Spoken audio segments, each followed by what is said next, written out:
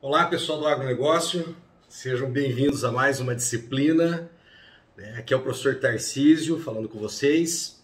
Nessa reta final, estou postando aqui no dia 22 de dezembro essa aula. Tá? Aqui é a nossa aula de apresentação do plano de ensino de economia aplicada ao agronegócio. Também hoje vou deixar já postado para vocês a primeira aula. Então nós vamos explicar como é que vão funcionar essas aulas nesse novo sistema que foi adotado agora com a continuidade que teve a pandemia, tá bom? Como vocês estão acostumados aí, ou a gente tentando se acostumar, com a pandemia nós tivemos aquele intervalo de tempo que ficamos sem atividades, na verdade, esperando-se essa interrupção das atividades presenciais seria parcial, quando o quadro se mostrou muito mais grave do que todos poderiam imaginar, salvo, evidentemente, os especialistas, que trabalham com essa questão de doenças viróticas, bacterianas e que possam provocar pandemias como essa. Mas, enfim, os gestores, as pessoas que estão ali no dia a dia da administração de escolas, de universidades e, no caso do Instituto Federal, não tem como prever que isso ia acontecer.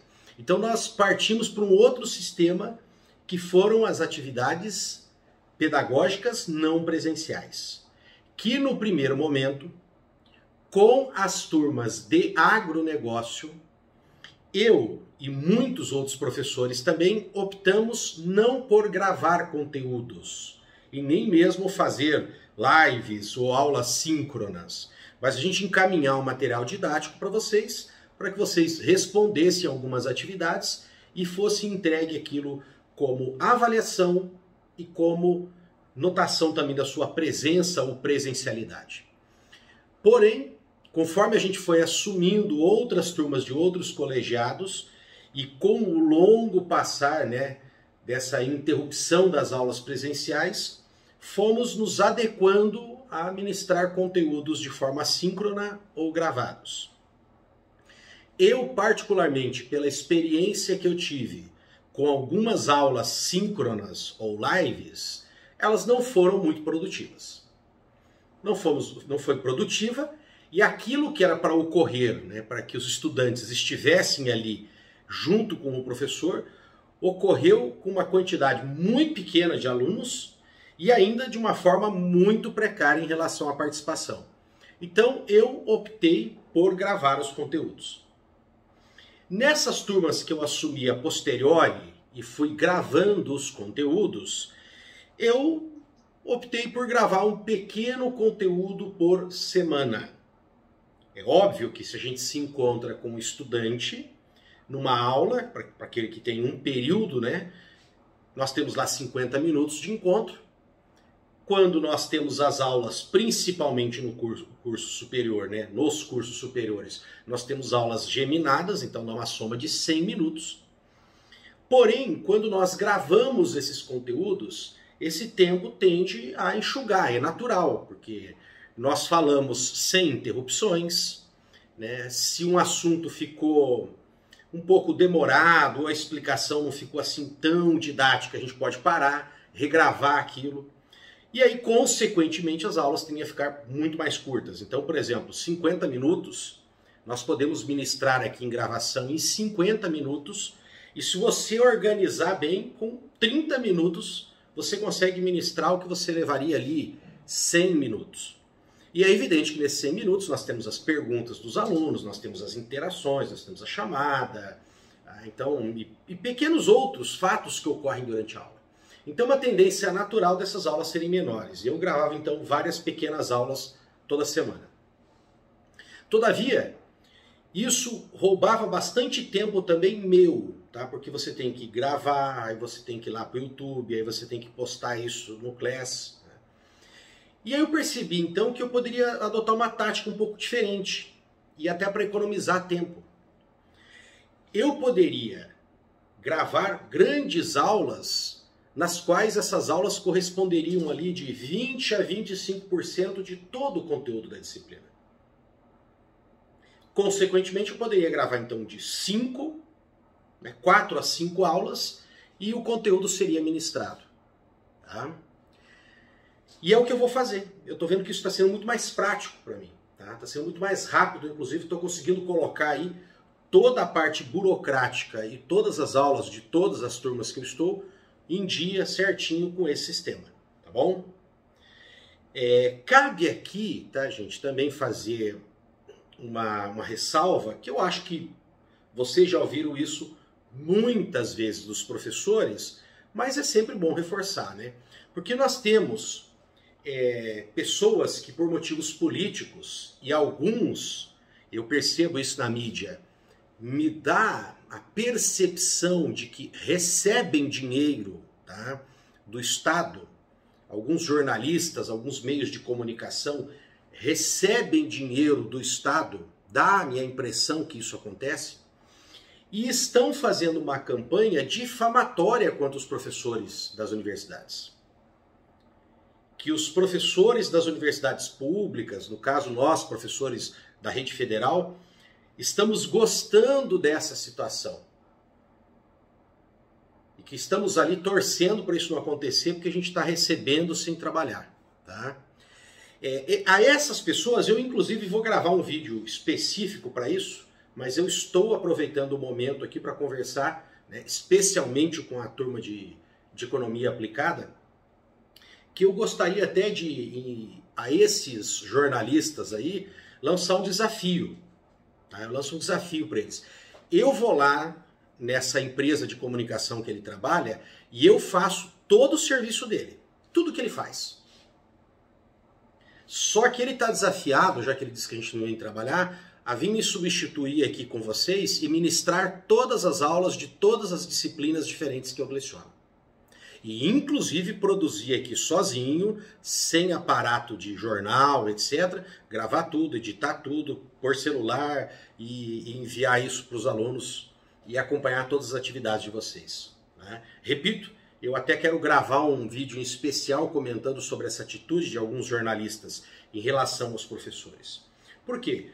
Porque esse pessoal, né, fala isso de uma forma generalizada, como se todos fossem responsáveis e todos atuassem dessa forma, né, lutando para que não se voltasse às aulas porque estão sem atividade. Não, isso é uma grande mentira, porque a grande maioria, né, está extremamente preocupada, trabalham todos os dias muito mais tempo do que o comum para que o conteúdo chegue até vocês. E inclusive, eu comecei essa ressalva por causa da questão de equipamento.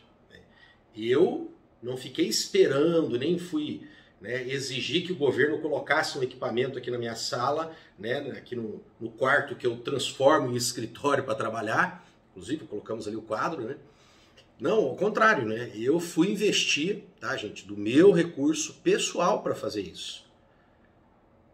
Óbvio que não é equipamento profissional, vocês sabem que não é, mas a gente tem que gastar, porque para gravar com uma certa qualidade, o celular também tem que ter uma certa qualidade, você tem que investir depois no computador para ele poder editar, tá bom? Peço desculpa para vocês aí, dar uma lavadinha nessa roupa suja, né? Mas nesse final de ano tá começando a ficar difícil aguentar esse pessoal que, repito, dá a entender que estão recebendo desse governo aí para fazer crítica, né? Porque eles consideram os professores todos de esquerda, inimigos desse governo de direita que está aí, né? E o que nós estamos diante de pessoas que foram eleitas, sim, inclusive com o meu voto, mas estão demonstrando que não têm capacidade de fazer essa gestão. E nem aquela grande luta contra a corrupção se mostrou ser um discurso tão verdadeiro. Beleza? Obrigado aí pela paciência de poder fazer esse desabafo com vocês, tá bom? Então, como eu disse, nós mudamos essa técnica para facilitar a nossa vida aqui e ganhar tempo, tá vendo? Então nós vamos ter de 4 a 5 grandes aulas. O material eu pretendo facilitar para vocês, para que vocês ganhem tempo, né? Primeiro ganhem segurança, não precisando ir à biblioteca pegar material físico. Então ganhem em segurança. Também que vocês vão ganhar com tempo, tá? Vocês vão ganhar com tempo. Por quê? Porque é lógico que alguns desses materiais nós teremos ali nas na biblioteca virtual, né, dos e-books, mas eu já vou mandar um material específico para vocês, tá bom? E vou marcar o que você precisa estudar dentro dessas diferentes apostilas que eu mesmo procurei na internet, que são gratuitas, estão ali livres para serem baixadas, e eu vou marcar para vocês o que vocês precisam estudar, tudo bem? Então vocês vão ganhar tempo com isso. E agora, gente, eu vou apresentar o plano de ensino de economia para vocês e já aproveito para fazer aí mais algumas ponderações e apresentar mais alguns detalhes desse novo sistema que está sendo o RDE, que é o Regime, tá, Didático Emergencial.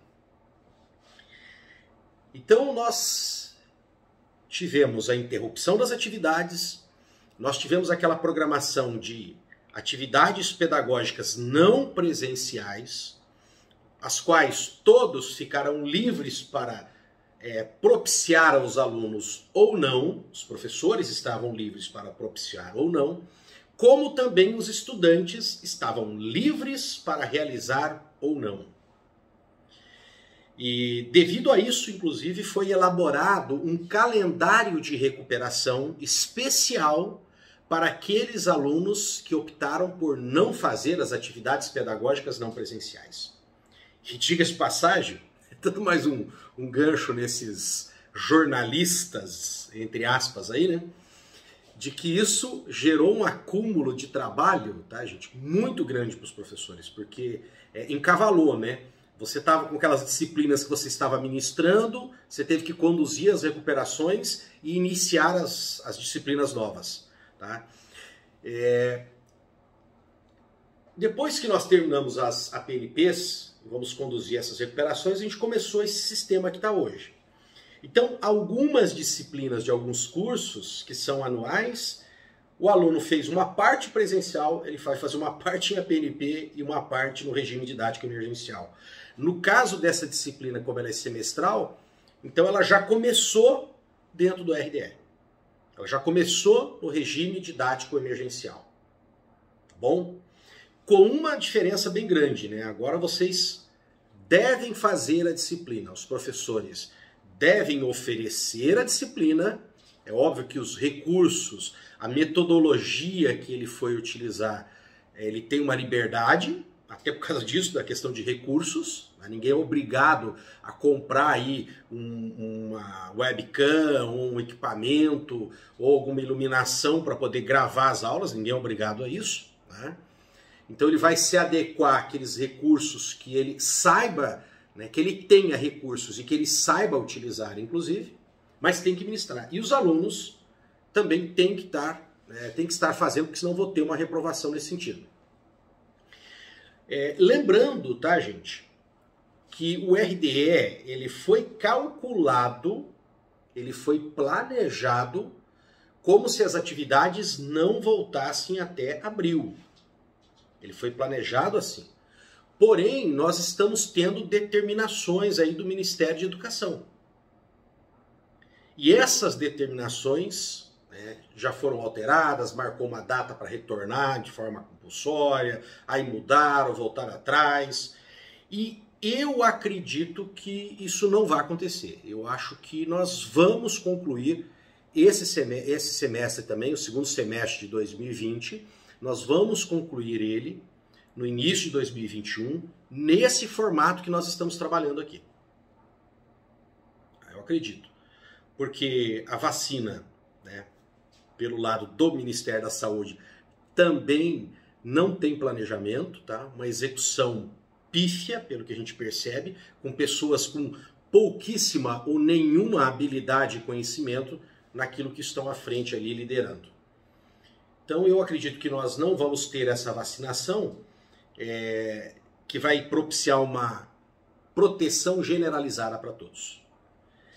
E nós não vamos poder obrigar professores e alunos a se exporem. Ah, mas e se for determinado que retorne às aulas e que se for colocar ali aquelas medidas de proteção? Olha, na minha opinião também não sei se isso é viável. Porque nós não vamos ter estrutura física para dividir esses alunos. E também nós não vamos ter professor para tudo isso. Então, não compensa você montar toda uma estrutura para receber esses alunos, sendo que com mais 2 meses ali no máximo, a gente consegue talvez essa vacinação e talvez o ambiente fique realmente seguro, tá bom? Mas vamos esperar as coisas acontecerem. Então nós estamos programados para concluir esse semestre nesse formato de RDE, tá, gente? Com aulas não presenciais, no meu caso aqui, gravadas. E quanto ao contato com o professor? Olha, nesse caso, eu tenho comentado com todas as turmas que o contato pode ser até melhor do que presencial. Se ele não está sendo melhor do que o presencial, isso se deve ao fato dos alunos também estarem distantes. Porque nós abrimos os caminhos, né, os meios de comunicação, as formas de comunicação com vocês. Nós temos os e-mails, nós temos o grupo do WhatsApp. Tá?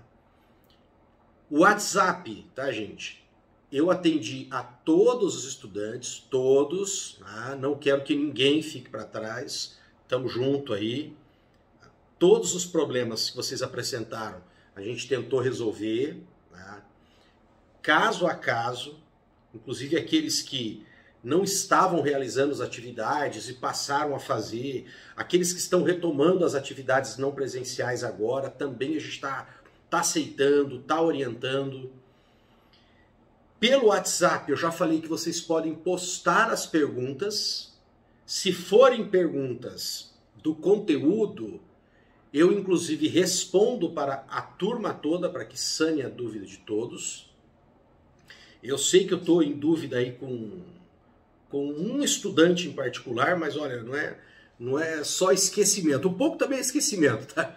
Mas é realmente devido à correria, mas até de estar falando assim que eu já estou lembrando que eu tenho que dar uma resposta para um aluno.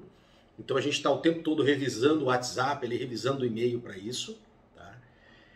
Se for uma pergunta, tá, particular sua, de algum problema seu também, você pode fazer essa pergunta no privado. Tenho respondido a todos, tá, gente? E sempre insisto com os alunos, ó, se eu não te der uma resposta, se eu esquecer por outras atividades, pode me cobrar, tá? Fiquem à vontade de pegar no pé, professor, ó, eu perguntei isso aquele dia, ainda não veio a resposta, tá? A gente está aqui para isso. É uma situação emergencial, uma situação que fragilizou muito a posição de vocês enquanto estudantes, e nós entendemos isso. Então, esse contato só não está maior porque muitos alunos realmente não procuram. Não estou aqui para questionar os motivos. Tem questão de renda, de emprego que perdeu, de pai que perdeu emprego. Eu sei tudo isso, tá? Mas que vocês têm opção de retomar isso a qualquer momento. E nós vamos fazer o maior esforço possível para colaborar com vocês. Tá bom? Beleza? Então vamos lá agora, gente, para o nosso plano de ensino. Essa disciplina aqui é já uma continuação, mas é uma continuação aplicada. Vocês têm aquela, né, fundamentos de economia, onde vocês começam a conhecer o que é economia, o que é essa ciência, um pouquinho, né, dos economistas, o que pensam esses teóricos, que são conceitos, inclusive, que eu vou retomar agora. Eu retomo esses conceitos nesse primeiro momento, para que você vá relembrando e facilite o meu trabalho aqui. Então, alguns conceitos que você estudou, é lógico, de uma forma mais aprofundada em fundamentos, eu vou retomar aqui. Faz parte, inclusive, da nossa programação, tá bom?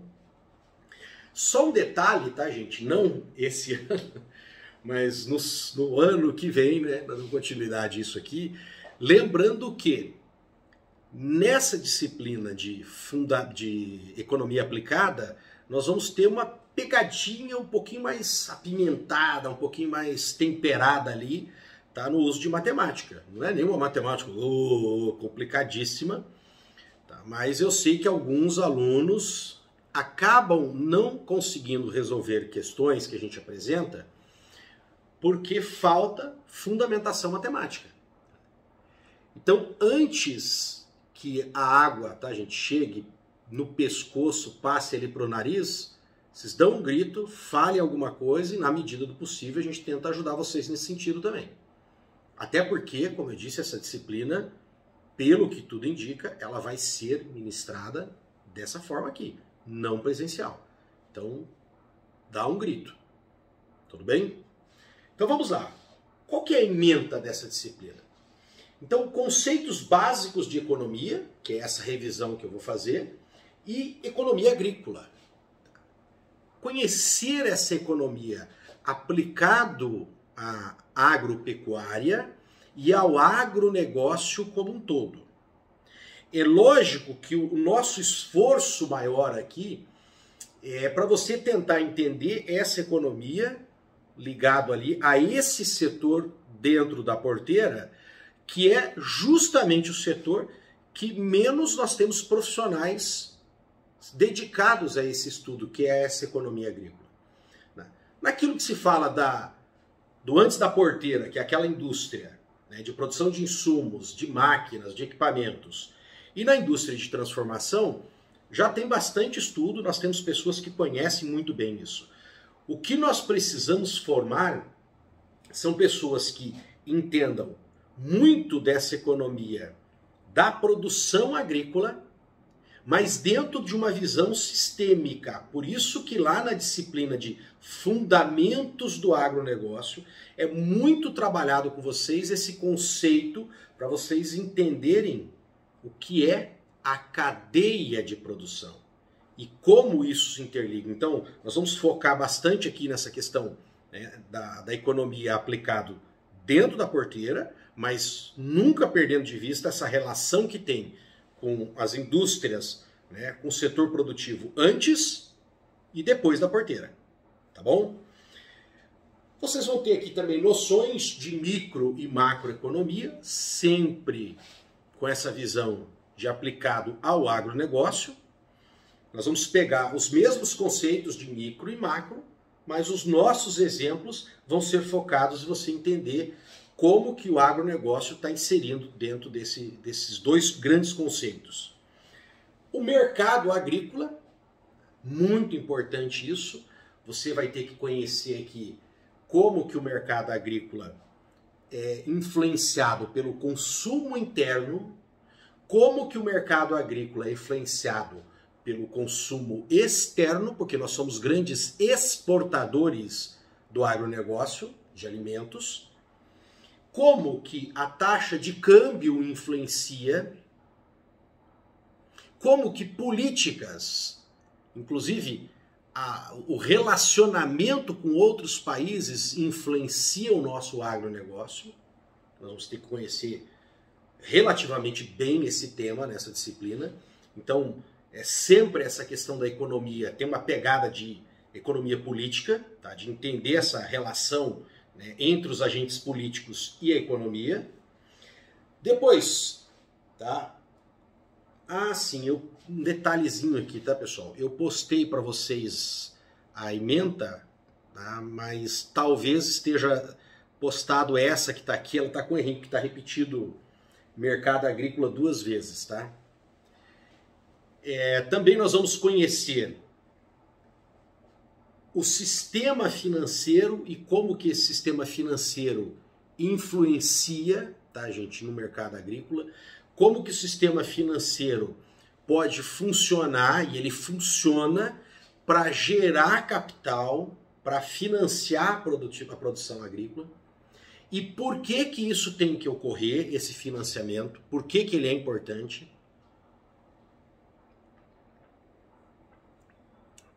Já discutimos em outras oportunidades essa questão de tirar o subsídio ou não.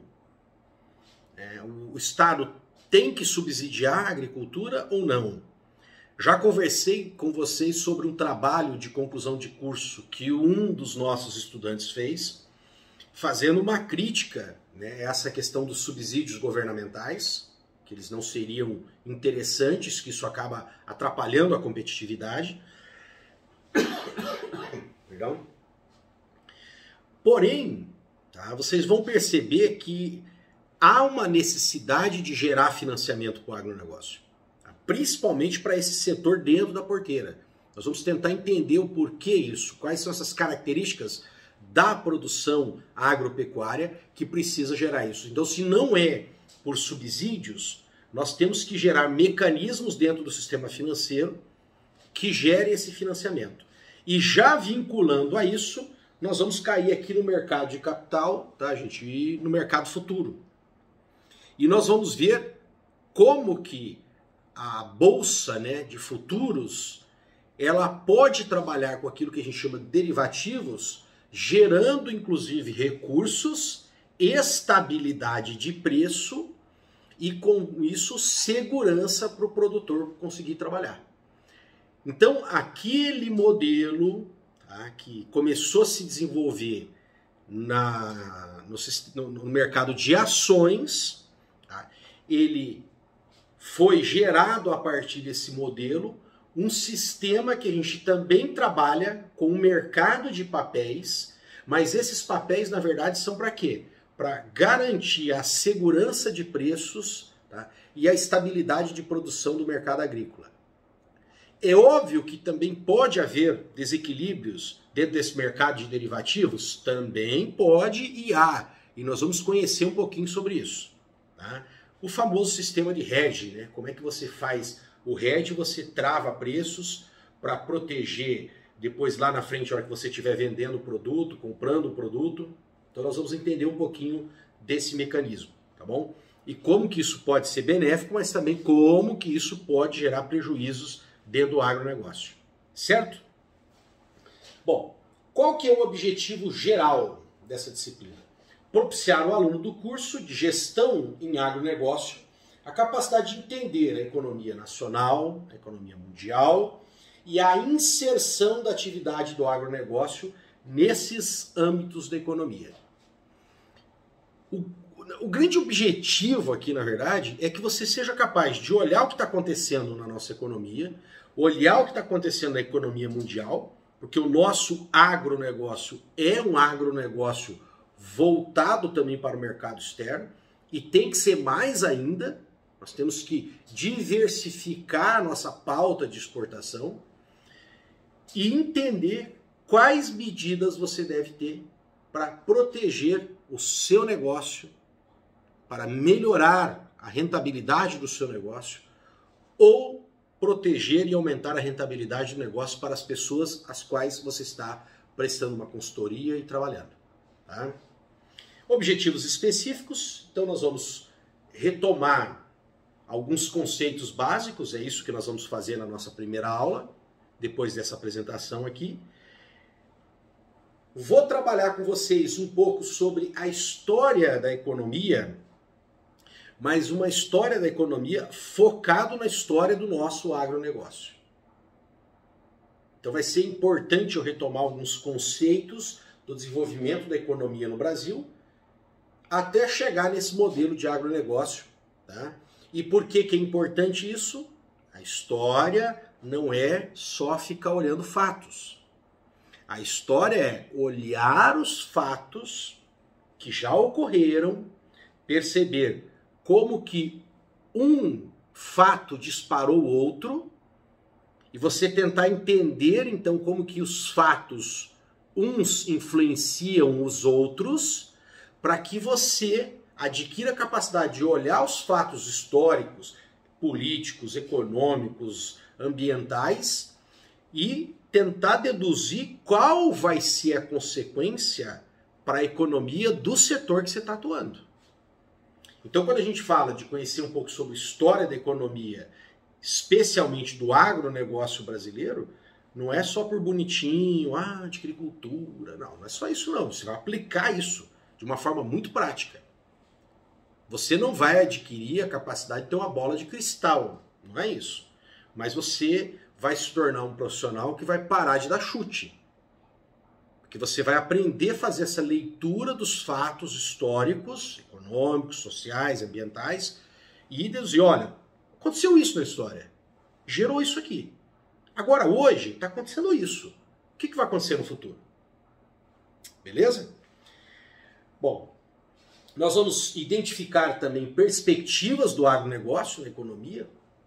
Quando você está fazendo essa leitura, né, histórica dos fatos, quando você está observando o que está acontecendo com os preços, com as mudanças estruturais. Eu vou dar um exemplo, inclusive, do que provavelmente, olha a palavra, porque fazer análise de conjuntura econômica numa bola de cristal, ou vai acontecer isso, com certeza, porque o mago lá falou, não, não é isso. Tá?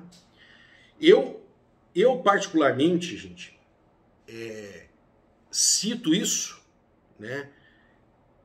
Não no intuito de falar assim, oh, você previu aquilo. Não, porque eu não fui o único. Muitos outros profissionais também fizeram essas previsões que eu vou falar agora. E pela leitura de conjuntura a gente acabou acertando. Tá? Então, essa crise que ocorreu, por exemplo, no governo da Dilma, e acabou resultando, né, no enfraquecimento do governo PT e, consequentemente, no impeachment, eu já comecei a fazer essa previsão, tá, desde 2010. Desde 2010, quando nós estávamos ali concluindo o governo do Lula, havia algumas características, que eu não vou parar nessa aula aqui para fazer isso, né, mas vou fazer durante as nossas aulas. Havia algumas características na política econômica, especialmente o que se referia ao que estava acontecendo no agronegócio, e que é o que a gente tem um pouquinho mais de capacidade de fazer uma leitura, e que indicava que as coisas não estavam indo bem. Mas quando a gente falava isso no geral, não é possível, né? Por quê? Porque o Lula era praticamente um semideus nesse momento. Você tem que lembrar que ele sobreviveu ao mensalão. O Lula foi pego depois.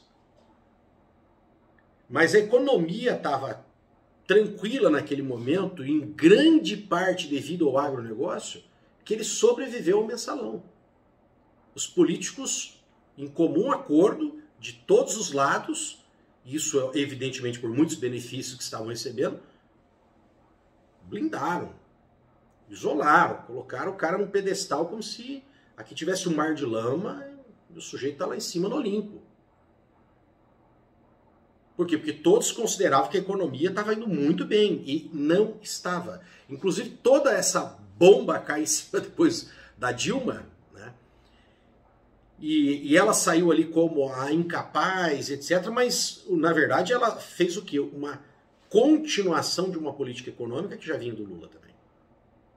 Então já havia fortes indícios de que essa crise ia acontecer. E ela aconteceu.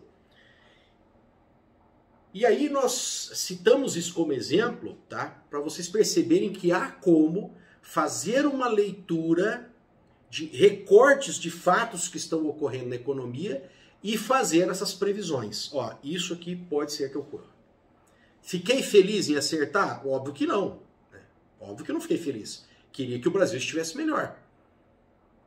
Mas então é possível a gente conseguir fazer uma leitura do que está acontecendo e prever quadros futuros? Sim. Inclusive para você fazer os seus investimentos. Então, ao final da disciplina, tá, eu espero que vocês estejam já mais preparados para fazer essas leituras. Tá bom? Então vamos lá. 3. Entender as noções do funcionamento do sistema financeiro, como eu falei, aplicáveis ao agronegócio brasileiro. Então tem um monte de detalhezinhos aí de como que se gera, né, esses recursos que estão disponíveis no banco. Entender o funcionamento da Bolsa de Mercadorias e Futuros, né, que eu falei para vocês que é responsável, inclusive, no caso dos derivativos, né, do hedge, de travar preços, propiciar segurança para quem está negociando, segurança também para quem está produzindo. Tá? Entender o mercado externo e interno do agronegócio. Isso é óbvio para você prever o que vai estar acontecendo e como que grandes setores que têm que tomar decisões gigantescas podem olhar dados na sociedade, coletar esses dados e chegar a um número. Um exemplo aqui que nós vamos repetir ele depois com mais detalhes é a decisão de produção de frango, por exemplo. Porque é tudo muito grande. Você está envolvendo muitas pessoas, muitas famílias e muito dinheiro. E vários setores, porque você está envolvendo o pessoal do sistema integrado de produção ou de cooperativa, né, que você está falando lá da produção das matrizes, então começa muito antes, né? Você está falando dos progenitores das matrizes, que você tem que estar produzindo esse material genético.